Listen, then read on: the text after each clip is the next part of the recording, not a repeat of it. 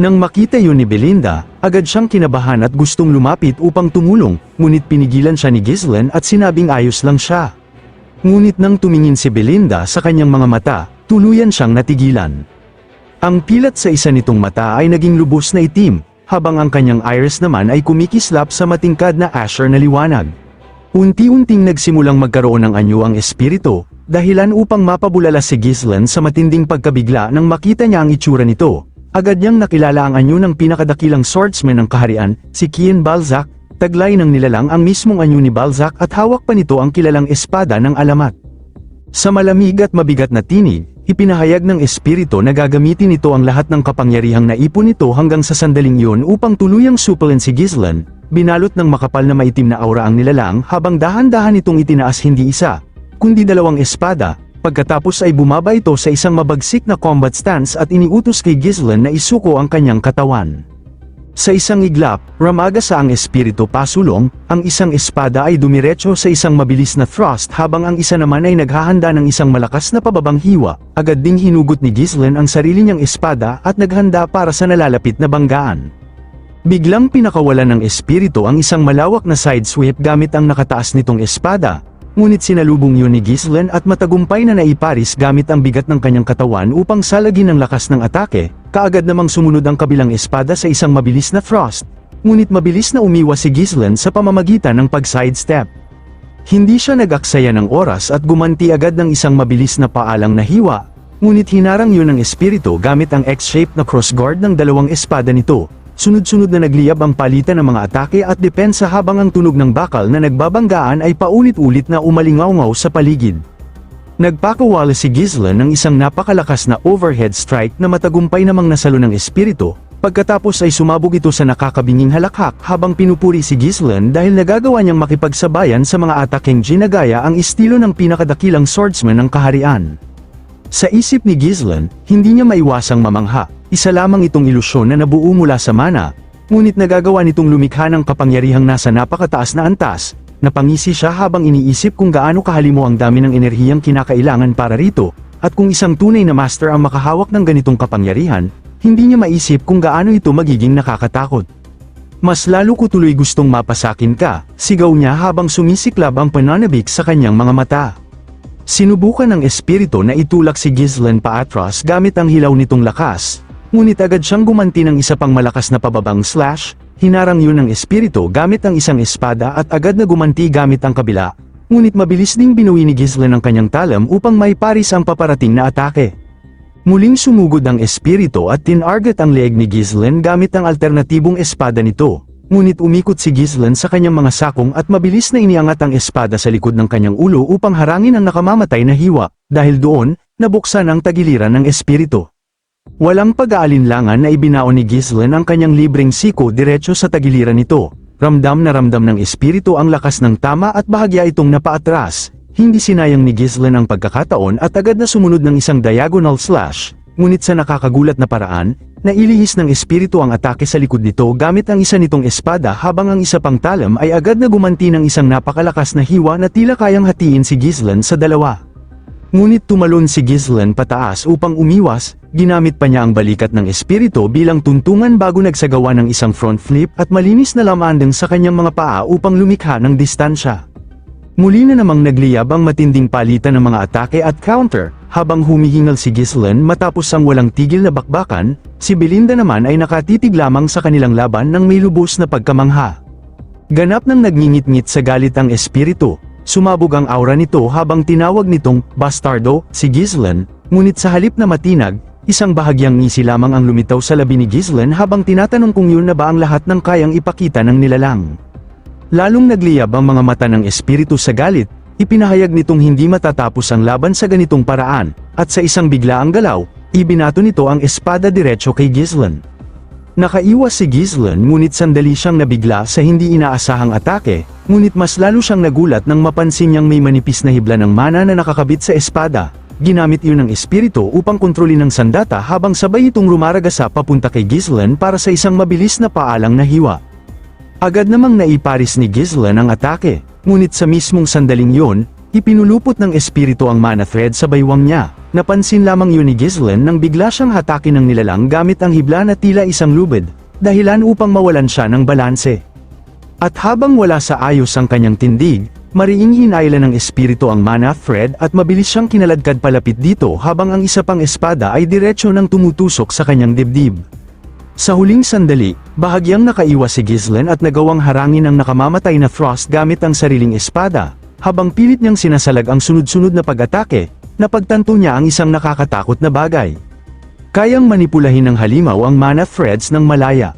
Ang pagpapanatili ng mana sa ganoong manipis at eksaktong anyo ay nangangailangan ng napakalupit na kontrol, isang teknik na karaniwang sayang lamang sa enerhiya lalo na sa gitna ng laban ng buhay o kamatayan. Naalala ni Ghislaine na kahit siya mismo ay bihirang gumamit ng ganoong pamamaraan maliban na lamang kung lubos na kinakailangan, ngunit ang isang halimaw na may pinalakas na mana, hindi kailanman kailangang mag-alala sa mga limitasyong yun. Inamin ni Ghislaine ng malakas na tila mas naging komplikado ang sitwasyon, agad niyang tinangkang putulin ang mana thread na nakapulupot sa kanyang baywang, ngunit tila nabasa ng espiritu ang galaw niya at mabilis itong yumuko, dahilan upang sumable ang kanyang hiwa.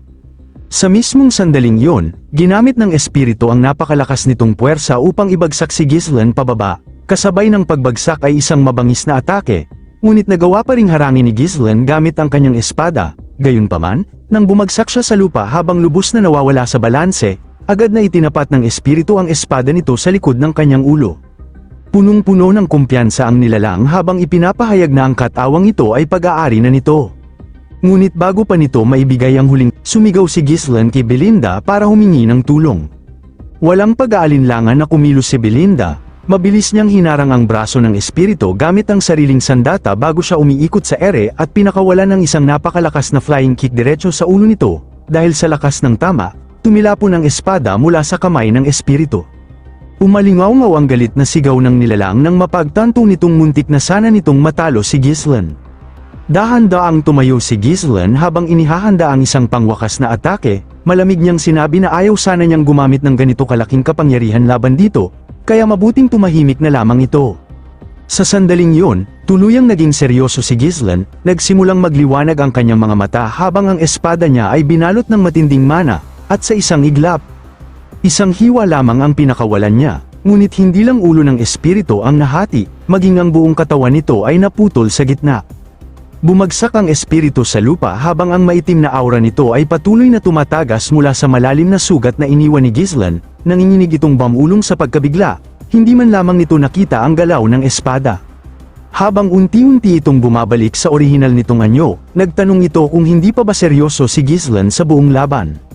Malamig namang sumagot si Ghislaine na dahil nabigo itong kunin ang kanyang katawan sa pamamagitan ng puwersa, interesado siyang malaman kung ano ang balak nitong gawin ngayon. Mahinang natawa ang espiritu at inamin na hindi sapat ang mana na nasipsip nito mula sa mga mahihinang taong kinain nito noon, at ngayong nasayang nito ang pambihirang pagkakataong makakuha ng isang malakas na sisidlan, wala na raw itong ibang pagpipilian kundi ang maglaho. Ngunit sa halip na tapusin ito, isang nakakagulat na alok ang ibinigay ni Ghislaine. Inanyayahan niya ang espiritu na pumasok sa kanyang katawan, at manirahan doon. Tuluyang natigilan ang espiritu sa narinig. Pati si Belinda ay hindi makapaniwala at agad siyang nagtanong kung hindi ba desperado si Ghislaine kanina para lang hindi maaga ang kanyang katawan. Ipinaliwanag ni Ghislaine na magkaibang bagay ang mawalan ng katawan, at ang payag ang may manirahan dito. Sinabi niyang gagawa siya ng lugar sa loob ng kanyang katawan kung saan maaaring manatili ang espiritu, at bibigyan pa niya ito ng mana kung kinakailangan. Napahalakhak ang espiritu na parang isang tunay na demonyo. Tinanong nito kung seryoso ba siyang tatanggapin ang isang nilalang tulad nito nang walang pag-aalinlangan, at higit sa lahat, ano raw ang mapapala niya rito. Dahan-daang iniabot ni Ghislaine ang kanyang kamay. I want your power. Partikular niyang gusto ang kakayahan nitong palakasin ang mana. Maging si Belinda at ang espiritu ay parehong nabigla sa kanyang sinabi. Muling sumabog sa baliw na halakhak ang espiritu habang tinatawag siyang Hangal. Tinanong nito kung talagang naniniwala siyang kaya niya itong kontrolin. Pagkatapos ay nagsimulang lumaki ang anyo ng nilalang habang tinatanggap ang alok, sumigaw ito na mabuti raw kung ganoon at nangakong ililipat nito ang sarili sa katawan ni Ghislaine. Sa isang iglap, damaloy ang buong anyo ng espiritu diretso sa kamay na iniabot ni Ghislaine. Agad niyang naramdaman ang nakakabinging bigat ng kapangyarihang bumabaha sa kanyang katawan, unti-unting dumilim ang kanyang mga mata. Nang makita yun ni Belinda, agad siyang kinabahan at gustong lumapit upang tumulong, ngunit pinigilan siya ni Ghislaine at sinabing ayos lang siya. Ngunit nang tumingin si Belinda sa kanyang mga mata, tuluyan siyang natigilan. Ang pilat sa isa nitong mata ay naging lubos na itim, habang ang kanyang iris naman ay kumikislap sa matingkad na asher na liwanag. Samantala, lalo pang lumaki ang espiritu hanggang sa tuluyang bamuka ang napakalawak nitong bibig at nilamon ng buo si Ghislaine. Binalaan siya ng espiritu na kapag tinanggap niya ito, wala nang paraan para umatras pa. Isa raw itong sakim na desisyon ng taong nasilaw sa kapangyarihan, kaya huwag niyang pagsisihan ito sa huli. At pagkatapos noon, tuluyan itong isinara ang mga panga nito. Ganap nang pumasok ang espiritu sa katawan ni Ghislaine. Kaagad na nawala ng malay si Ghislaine at bumagsak sa mga bisig ni Belinda habang sumisigaw ito sa kanyang pangalan. Sa loob naman ng katawan ni Ghislaine, nag-uumapaw sa tuwa ang espiritu habang namamangha sa napakalawak na enerhiyang taglay nito. Sinabi nitong ito ang unang pagkakataong nakapasok ito sa sisidlan ng isang taong napakalakas, malayong malayo sa mga mahihinang taong dati nitong ginamit. Bilang gantimpala raw sa pagsuko ng kanyang katawan, ipagkakaloob nito kay Ghislaine ang napakalaking kapangyarihan at iaangat pa ang katawang ito sa mas mataas na antas. Pagkatapos ay napansin ng espiritu na ang emosyon na nakita nito sa alaala ni Ghislaine, yun mismo ang pinagmumulan ng tunay nitong kapangyarihan. Inutusan nito si Ghislaine na ipakita ang lahat ng alaala na dinadala niya. At biglang nagbago ang paligid, mula sa isang blankong puting espasyo, napalitan ito ng isang madilim at walang katapusang bangin na nababalot ng sukdulang kadiliman. Sa paligid ay nakakalat ang hindi mabilang na bangkay, isang napakasuklam at nakakatindig balahibong tanawin na hindi kailanman inasahan ng espiritu. Natigilan ito habang nakatitig sa dagwang tanawin, at sa malayo, may isang figurang nakatayo. Nang tanungin ito kung sino yun, dahan-daang humarap ang taong nababalot ng dugo, at doon ito nakita, si Ghislaine mismo yun.